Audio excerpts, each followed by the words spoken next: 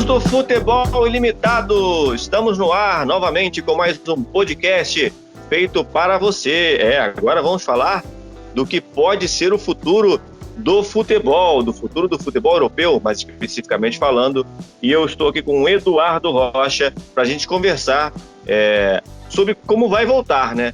A gente está projetando aqui o que pode acontecer com o futebol no mundo, mas o futebol da Europa vive o seu momento de clímax. São as fases de oitavas da Champions League, os campeonatos nacionais já nas suas últimas rodadas, e a preocupação é quando vai voltar e como vai voltar, como vão voltar os principais atletas do futebol mundial. Vou falar aqui, Eduardo, como é que vai você? Tudo bem aí? Certinho. Preocupado como vão voltar os times aí? Tem duas coisas que foram estragadas já com essa crise do coronavírus, que é o melhor campeonato italiano dos últimos anos e o melhor campeonato alemão dos últimos anos. Estava se acirrando. A hegemonia da Juventus é ameaçada, a hegemonia do Bayern é ameaçada. Do Bayern me parece um pouco menos, que o Bayern hoje está no estágio superior ao Borussia Dortmund e o Leipzig está dando uma oscilada. Agora, a Juventus tinha Lazio pela frente para encarar aí, agora eu não sei como é que vai ficar, né? E aí, a Inter deixou cair um pouco a distância, mas a Lazio vai lembrar, venceu a Juventus em 2 turnos. Sim. Mas era a chance de quebrar a hegemonia, a gente nem sabe como é que vai voltar, se vai voltar, né? O campeonato inglês, acho que fora de Leipzig que gosta do RB Leipzig, né? Porque ele é um time muito odiado lá na Alemanha. Mas em compensação, na Alemanha Oriental você não tem outro time ali, né? Naquela região. Você tem até subiu o União Berlim, que divide, né? Que está do lado oriental de Berlim, então tem aquela coisa toda de que eles questionam o capitalismo, as empresas que vêm, botam dinheiro no futebol. Enfim, um pensamento que eu acho muito conservador pensando em futebol, por sinal a lei da Alemanha é conservadora. Ela não sei como a Coca-Cola não entrou também nesse ramo. Certamente faria muito sucesso a marca vinculada com o futebol. Já investe muito em Copa do Mundo, podia investir também no futebol. Fica aí. Vamos voltar aqui para a Itália. Daqui a pouco a gente esboça um pouco a Alemanha. A Itália é a situação mais caótica mesmo, porque acho muito difícil conseguirem. A Alemanha, eu já li uma reportagem dizendo que se voltar, vai com portões fechados. A Itália, a gente sabe nem se com o portão fechado vai voltar, né? A Napoli estava ameaçando voltar a treinar hoje e voltou na decisão, né, de maneira sóbria. Né? Hoje deve ultrapassar a marca de 60 mil contaminados na Itália, se eles não voltam. Queriam voltar na quarta-feira, né? Iam usar o recurso de que, como o Nápoles fica ao sul da Itália, estaria mais seguro. De fato, o Nápoles era um pouco abaixo de Roma e as mortes, o maior número de mortes é na Lombardia, na região que tem Bérgamo, que tem Milão, que tem Turim, enfim, as principais cidades. Mas é sem sentido, né? Vai voltar a treinar para quê? Você não sabe nem quando os jogos vão voltar, né? Esse que é o problema. Você tem ali os 3 principais times da Itália, assim, os mais conhecidos, Milan, Juventus e Inter, na região de máxima contaminação. Vai fazer o quê? Roma também tem um problema que eu soube também. Roma eu li que está bem encrencada. Então você tem lá a Roma também. Então você tem os principais times. A Atalanta de Bérgamo também está no norte da Itália. Então você tem os principais times da Itália. A Atalanta, como observou aí, né? A Lazio de Roma também, então é triste, mas é muito provável que a gente tenha um desfecho sendo campeão. Pode ser. O treinador do Brescia, o presidente do Brescia, ele fez aí um discurso polêmico, né, dizendo que dane-se o futebol, o que importa é a saúde de todo mundo, e foi até interpretado por alguns do esporte na Itália como um pedido para a suspensão do campeonato, em virtude do Brescia está praticamente rebaixado, né? Uma suspensão de campeonato cancelaria tudo e, muito provavelmente, o Brescia teria uma nova oportunidade para se manter na primeira. A gente vai ter muito problema agora com isso, porque vai ter conflito de interesse, né? Não tem como. Assim, por mais que haja todo o discurso humanista, os presidentes dos clubes vão defender o que for melhor para os seus clubes. Assim, a única situação que você tem resolvido um pouco mais clara ali é na Inglaterra, porque assim, o Liverpool todo mundo reconhece que é o campeão, não haveria chance de chegar. O Guardiola já descartou o campeonato há muito tempo. Então, mas aquela questão que você estava falando, o futebol italiano talvez vê se a sua temporada mais interessante em relação às últimas, né? Porque além da Lazio, você tem tem a Atalanta brilhando aí na Champions League, se classificando para as quartas de final. Então é uma temporada muito interessante. A gente teve o Leipzig e a Atalanta, então a gente já tem de novo 2 surpresas aí possíveis. Surpresa que eu digo, não digo surpresa pela forma como passaram, porque eu achava o Leipzig bem favorito contra o Tottenham e a Atalanta no confronto de igual para igual com o Valência. Eu digo surpresa que assim, eram 2 times que quando começava a temporada você não imaginava, vão dar trabalho, porque eles não estavam só passando das oitavas, eles estavam com projeção ali de dar trabalho nas próximas fases. A Atalanta, confesso que não acompanha, mas eu sei que tem um técnico que gosta de futebol vistoso, que solta bem o time. Na Itália, essas ideias de futebol mais aberto. O artilheiro Ilicic, croata? Agora na Itália está tendo um pouco rompimento com aquela coisa de jogar fechado, por uma bola também de novo. E que bom, né? Porque a gente se acostumou há muitos anos a ver o Milan e a Juventus proporcionando esse futebol, a Roma também. E agora que bom que voltaram a pensar nisso, apesar do ostracismo do Milan, porque é uma coisa triste. Agora a questão da Juventus é a mais preocupante, né? Porque praticamente tinha um surto entre os atletas. Teve o Rugani, que foi o primeiro caso, depois o Matuidi, agora mais recentemente o argentino Dybala. Todo mundo teve contato, é muito difícil. Você não pode nem descartar quem teve, não foi diagnosticado ainda. Você pode ter período de incubação, não sei quem foi, não sei se realmente estudo depois. Principalmente se o cara se sentir saudável, ele vai se isolar 14 dias, esperar morrer um dia, vai fazer um exame e vai para casa. Então, provável, o jogador um pouco saudável, nenhum deles deve ter problema respiratório, então a probabilidade deles desenvolverem algo maior é muito difícil. Mas permanecendo em quarentena, todo mundo fica em segurança. O campeonato italiano eu acho muito difícil, os caras é uma pena, porque eu acho que desde aquele que o Milan ganhou, temporada 10, 11, eu nem lembro, você não viu um equilíbrio assim, um equilíbrio por alto, né? Porque na época do Milan um equilíbrio mais por baixo. Até mesmo porque eu acho que o campeonato italiano, por um acaso, voltar assim, de uma maneira segura, acho que a Juventus dificilmente pode querer jogar sem 3 atletas, né? Sendo 2 titulares, né? O Matuidi e o Dybala. Mas até lá, o período deles de contaminação, comemos, em 2 semanas não voltam. Então, se o campeonato italiano voltasse, seria lá pro meio de maio, pelo menos. É muito difícil projetar uma volta agora. Tem todo o conceito político e na Itália a gente sabe como as coisas funcionam politicamente. As administrações são bem fortes, né? No sentido de controlar as ações do futebol. É muito difícil chegar num acordo ali, porque na Alemanha já sugeriram também, é que eu falo que tem interesse dos clubes, na Alemanha sugeriram terminar a tabela como está. Mas o Borussia Dortmund não aceitou, é óbvio, também não aceitaria se fosse o dirigente do Borussia. O Borussia está a 4 pontos do Bayern e ele enfrenta o Bayern. Então, ele fala do alemão, o Borussia enfrenta o Bayern em casa, né? No Signal Iduna Park. Mas o Bayern vem enfrentando a parte mais fácil da tabela agora, né? O Bayern começou a pegar os times mais ali do 8º pra cima. Tudo bem, né? Fez 5-0 no Schalke, a gente poderia até esperar de repente o Bayern fazendo goleada nos outros. Mas é tão com o Borussia. O jogo mais difícil, 3-2, venceu. Assim, o Bayern vem num momento estranho, né? Porque quando ele parece que vai embalar, ele não embala. Você acha que o Bayern devia focar na Champions League? Eu acho que o Bayern tem tempo para jogar os dois, sinceramente, no campeonato alemão, fora o Borussia, que deve ser um jogo mais difícil, eu acho que o Bayern consegue disputar os dois, por exemplo, já está 3-0 contra o Chelsea, então vai poder poupar o jogo da volta. O Dortmund tem jogadores lesionados, não tem? Delaney. Então, o Delaney, agora eu não sei, né, por exemplo, a previsão de volta do Royce era para o início de abril, ele possivelmente voltaria contra o Bayern, eu não sei se ele volta agora, já vai estar inteiro, mas mesmo assim, a gente sabe que o cara está sem jogar há muito tempo, né? O cara fica parado, então não é a mesma coisa, mas o problema é que vai fazer muita gente que estava inteira parar de jogar também, então em compensação o Bayern pode recuperar o Lewandowski. Tem essa questão. Tava jogando com o menino da base, né? Eu coloco na tela aí o menino que substituiu o Lewandowski depois. Eu não vi quem foi, né? Mas se eu não me engano, o Bayern joga tanto tempo com o Lewandowski que ele é tão regular que a gente nem sabe mais quem é o reserva dele há muitos anos. Costumava para jogar o Thomas Müller por dentro, né?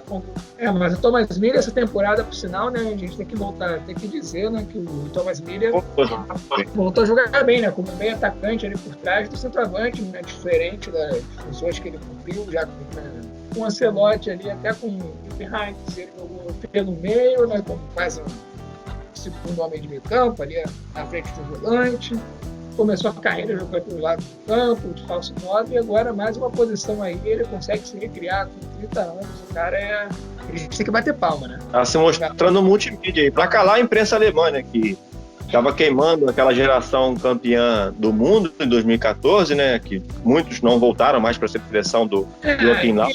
Não, de fato, assim, houve todo um erro do Joachim Löw, que foi a escolha dele para mim do time de 2018, foi muito precipitada, ele se apegou muito ao time de 2014, sendo que ele tinha um time campeão da Copa das Confederações ali, e gente brilhando, seleção no momento, né?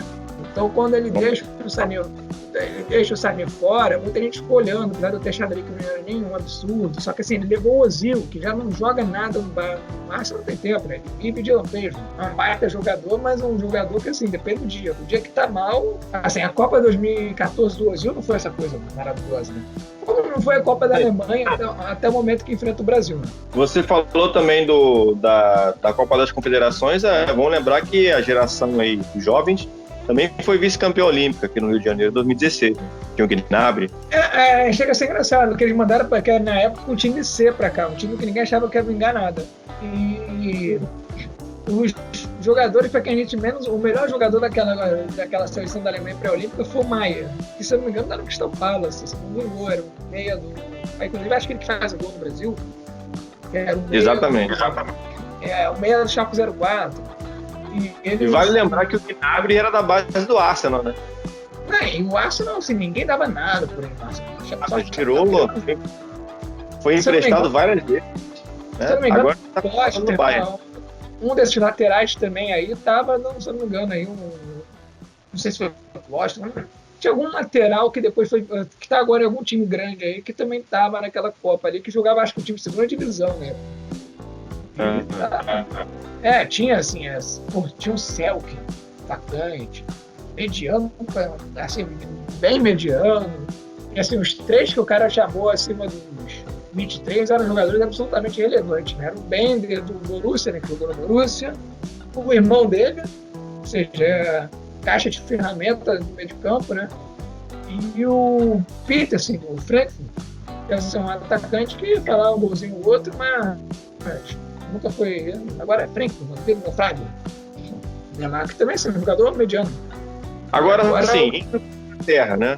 Indo para a Inglaterra. O Liverpool, como você considerou aí, tá numa condição muito favorável. Já aceitaram o título do Liverpool. Sim, mas você vê que da parte do próprio Manchester City, que é o segundo lugar, né? Você não vê muita força para. O City parece estar mais preocupado dessa vez com a UEFA Champions League. O City tem acho que 10 jogos para tirar 25 pontos de diferença. Isso é campeão ali. A gente sabe isso. Já se sabe há muito tempo. O Guardiola oscilou bastante, sabe disso? No início de campeonatos do City oscilou muito. Então assim, você tinha o Leicester, mas a gente sabia que ia perder força, porque não consegue bater de frente. Com aquele nível que o Liverpool estava jogando, era muito difícil bater de frente. O Tottenham, com essa coisa toda esquisita do Pochettino, se estão recrutando, se não estão recrutando. Então esse Mourinho, que a gente sabia que tinha prazo de validade também. O Arsenal, que só... A rivalidade foi mais curta do que a gente imaginava. Não, só os deuses do futebol entendem o que acontece com o Arsenal. Contaminado com Covid também. O Arteta, né? Contaminado com Covid. Mas tem um vírus ali do Wenger, que o Wenger saiu, mas parece que os 2 últimos anos de Wenger continuam no Arsenal. Mas não parece. Quando você acha que vai embalar, é a mesma coisa. O Arsenal vai lá e, por exemplo, essa eliminação por Olympiacos é uma coisa totalmente muito estranha. Aliás, você falou de Europa League e me lembra o United, né? O Manchester United agora no comando do... o Solskjaer, tá ainda? Exatamente. E aí o que acontece? Tinha o Pogba para se recuperar, né? Pode ser que nesse aí ele volte. Porque ele tá usando muita base, né? Contratou o português Bruno Fernandes pro meio campo, né? Tá utilizando muito a base, o McTominay. Né? Tem um Rashford, eu não sei se vai voltar agora, não sei quando volta. E aí agora podendo, de repente, com o retorno do Pogba, fortificar é chance grande do United conquistar a Europa League, né? E isso sem ainda não pegar a vaga pelo quarto lugar do campeonato inglês, né, do jeito que estava ali. Porque essa quarta vaga, ela tá tão nivelada por baixo, mais do que na temporada passada. Porque o time do Chelsea, ninguém dava nada para esse time do Chelsea. Essa quarta vaga, se fosse pela ordem natural das coisas, era para ser do Tottenham. Só que o Tottenham conseguiu desfazer tudo que fez nos últimos 5 anos. Conseguiu fazer em 6 meses acabar com 5 anos de trabalho. Que era assim, era o time que tinha um elenco para estar ali, mesmo com a lesão do Kane, do Son, agora, antes mesmo já vinha jogando mal. Era um aproveitamento do quarto lugar muito baixo. E na temporada passada também o Tottenham assim, ficou doido para dar aquela vaga ali, tanto que o Chelsea termina em terceiro, depois de passar o campeonato brigando ali embaixo, pelo quarto lugar, quarto, quinto. E o Arsenal só não pegou porque o Arsenal parece que queria dar a vaga para o Tottenham de volta. Né? O Tottenham ofereceu e o Arsenal, né? Assim, então eu não duvido essa quarta vaga ainda para o Manchester United. Sim. Até porque a arma de utilizar bastante a base, né, por conta em via lá da questão do fair play financeiro, agora é o United está usando, né? Você vê Greenwood jogando, você vê o Lingard jogando, você vê o James jogando, a base muito forte do United fazendo diferença. Não, e até o Wolverhampton, o que acontece? Assim como o Leicester é um elenco mais curto, então é evidente que tá jogando ali em cima mais uma hora, vai ter um cansaço, e você tem agora a chance do Wolverhampton igualar fisicamente aos outros de novo. Então, isso é muito incógnito a gente cogitar qualquer coisa, se voltar campeonato, como é que vai voltar cada um. O campeonato francês a gente pode passar, porque... Vocês comemos com o PSG... Até a única questão que vale a pena tocar do francês é a questão do Neymar. Sim. Porque ele veio pro Brasil. Só que a gente não sabe como é que vai estar a questão das migrações quando o Neymar precisar voltar para Paris. Aí eu achei irresponsabilidade do Paris, deixar tanto ele quanto o Thiago Silva de novo. Vale para mim, ele vai falar de novo. O Paris tem um projeto de ser grande, mas ele ainda não age como tal. De novo, assim, eles repetem um erro. O Neymar tá aqui, não tá fazendo nada de errado, tá lá com os parceiros, não sei o quê, mas E se chamarem, se chegar daqui a 2 semanas e falar, estabilizamos a curva da doença aqui em Paris, vamos treinar 2 semanas, volta daqui a 1 mês. O Neymar vai ter que voltar e ficar em quarentena lá, porque ele está em país de risco, que atualmente é o Brasil. Então, se ele voltar, ele vai ter uma quarentena lá de 14 dias. Então você vai ter o craque do time isolado 14 dias no seu país de volta, se conseguir voltar, né? Se conseguir ter voo, não sei o quê. Não sei como ele é muito rico, ele pode arranjar um voo fretado e tal, mas não sei se vão liberar, né? Tem que depende de qualquer jeito de liberação de aeroporto. É uma questão que ninguém pensou nessa vinda dele pra cá. E um monte de jogador ficou lá afastado da família. Sim. Lembrando que a nível não só tem final de Copa da França com o Mônaco. Eu achei que o PSG de novo foi responsável. Eu já falei que eu vejo, mas eu particularmente vejo uma diferença entre o Manchester City e o PSG na questão de projeto. O PSG eu vejo muito mais como uma ideia de galácticos, juntar os craques e vamos ver no que vai dar. Você não pensa como o cara gosta de montar o time, eles montam, eles trazem os jogadores e encaixam qualquer técnico. O City sempre teve uma filosofia de contratar jogadores de acordo com o perfil do técnico. É que, tipo, o Paris Saint-Germain não chegou a ter uma estrela como o Guardiola no comando também. Você tem ali o Naemi e o técnico escalão. E assim, até técnicos que não vieram de trabalho tão destacados. Porque o Pellegrini, quando veio para o Manchester City, tinha feito aquela campanha com o Málaga, foi eliminado pelo Borussia, com o gol do Felipe, da Grécia, que levou o Málaga para a Liga dos Campeões. O Mancini era campeão pela Inter de Milão. O Guardiola. O PSG pegou o Thomas Tuchel ali, que ganhou uma Copa da Alemanha com o Borussia, que mesmo assim precisa do Borussia, não custava tanto. Hoje deve ser de saudade, porque o que veio depois veio bem pior, mas... mas esse campeonato francês se resume a isso, porque o PSG, né, é um time que mais interessa aqui na França, acho que tem nenhum outro na Champions. Tem o Lyon vivo, né, contra o Juventus. Tem o Lyon. E o espanhol? A gente tem lá o Real Madrid líder. Tanto o Real Madrid quanto o Barcelona, assim como o Atlético, também estão envolvidos com o Champions League ainda, né? O espanhol, ao contrário do inglês, italiano e alemão, eu diria que é o pior momento pelo menos desde como entendo como gente vendo futebol, dos clubes espanhóis. Assim, você tem o Barcelona muito esfacelado, há muito tempo que o Barcelona não repôs o Iniesta, não repôs o Xavi, Não tem jogador de criação, não tem jogador de lado de campo. Messi é culpado por tudo pelas pessoas, mas para mim, na verdade, o Barcelona só é competitivo porque tem o Messi. Não o Messi é um grande jogador hoje porque tem o Barcelona. O Barcelona não consegue jogar um futebol convincente. Talvez desde a temporada foi campeão mesmo, assim, você olha para o Barcelona com confiança. A temporada seguinte saiu para a Juventus, ok, você pode relevar, mas não passa confiança o Barcelona. O Real Madrid tá nítido que o Cristiano Ronaldo era um ponto de desequilíbrio. Você tem o Marcelo, que caiu de produção, você tem o Bale também, que é um jogador que na hora H era decisivo, que caiu de produção, e você tem uma galera muito jovem entrando, que parece boa de bola, mas que vai oscilar muito, que não está pronto. O Vinícius Júnior não está pronto, o Rodrigo não está pronto. Você tem o Atlético de Madrid, que tentou mudar a maneira de jogar futebol e mostrou contra o Liverpool, que ainda é competitivo jogando aquela maneira antiga. Acho que também assim, não é um time vistoso, pode ser campeão da Champions, mas não é um time que te convença também, que você pare para ver. Eu diria que é o próprio momento espanhol. Hoje nenhum dos 3 grandes times ali você para ver e fala, olha, vou assistir a partida desse time aqui porque vai jogar muito bem. Você tem essa expectativa. O Barcelona deu uma troca do treinador aí com a entrada do Quique Setien, provavelmente um apreço maior pela bola, mas em questão de jogo e resultado não foi tão afetivo em relação ao Ernesto Valverde. É porque não tem material humano, né? O time estático, contratou o Griezmann, que até hoje ninguém entendeu a contratação do Griezmann, porque ele joga na mesma faixa que o Messi, né? Ele tenta ocupar ali pelo menos na posição, todos os times. Até se virar pra entrar. Não, assim, o Barcelona joga no 4-3-3 para atacar, mas o Messi ele joga da direita para o meio e na volta ele nem volta para o ponto esquerdo. E o Griezmann também gosta de jogar na faixa do meio, então na hora de voltar para marcar, o Griezmann não está acostumado a fazer um lado, está acostumado a ficar onde está o Messi. Nesse sentido, algum ponto deve dizer, olha, a lesão do Suárez é bom para encaixar os dois, mas o problema é que você fica faltando um jogador, ainda é melhor ter o Griezmann do lado do campo para você ter o Messi e o Suárez, do que ter o Griezmann na faixa central com o Messi, porque o Suárez, bem ou mal, ainda preocupa o adversário. Mas é tudo muito mal pensado. O Suárez mesmo é um jogador mal pensado, já está com uma idade avançada, então você vai ter o Messi e o Suárez, um ataque com os dois com 33 anos, um meio campo pesado. O Vidal também já tem uma certa idade, Rakitic. Você não tem um passador, então o Messi hoje tem que ficar voltando para armar o time, ele perdeu a potência também, então é até um natural que ele volte para o meio campo para pegar, mas só que você não tem um passador que possa acionar o Messi mais à frente, então ele volta muito e ele não tem jogador que se infiltre por ele. Então, e ainda agradecer por ser um grande goleiro que o Ter Stegen, né?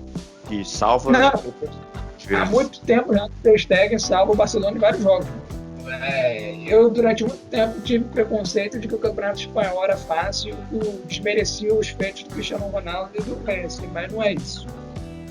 Eles que transformavam esse campeonato fácil. Para ver qualquer partida de 5-0 do Barcelona, você vai ver o Ter Stegen fazendo 2, 3 vezes, às vezes muito difícil. Falando em Real Madrid ainda, que é a questão do Hazard, né, que está lesionado, talvez essa parada aí seja positiva para o retorno do meia belga, né? Assim, o Hazard decepcionou. Eu não sei, né? Porque ele demora tempo para se adaptar ao time e teve contusão, muito difícil de definir o Hazard. O Real Madrid, na verdade, não se encaixa, né? Parece estar se encaixando agora, mas também às vezes só parece.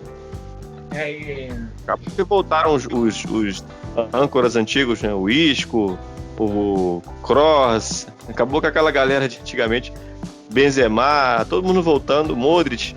Tá todo mundo voltando a jogar bem para ajudar o Real Madrid a se reerguer, né? Acho que mais decepcionante é o Jovic. Saiu do Frankfurt com promessa, metendo um monte de gol e, inclusive, né, eu admito meu palpite errado, eu achava que ele tiraria o Benzema do time. Aconteceu com o Nafa na primeira parte da temporada. O problema é o Real Madrid ainda vai ter um alívio que vão dizer, né, que é um time em reconstrução e que vai cair para o adversário que hoje é superior. O Manchester City hoje é superior. Se você...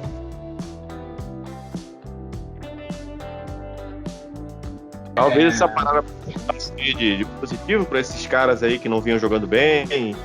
O Salah, para mim, ele foi o melhor da temporada de 2018, mas ele, de fato, não é um jogador daquela temporada. É um ótimo jogador, um craque de bola, mas não é aquele jogador que quebrou o recorde de Cristiano Ronaldo na primeira temporada.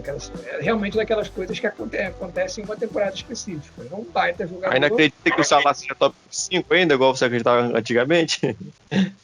no ano que é 2018, para mim ele foi o melhor do mundo, independente dos gols lá do Cristiano Ronaldo. Joga numa seleção muito difícil dele ter qualquer protagonismo. Hoje ele não é top 5.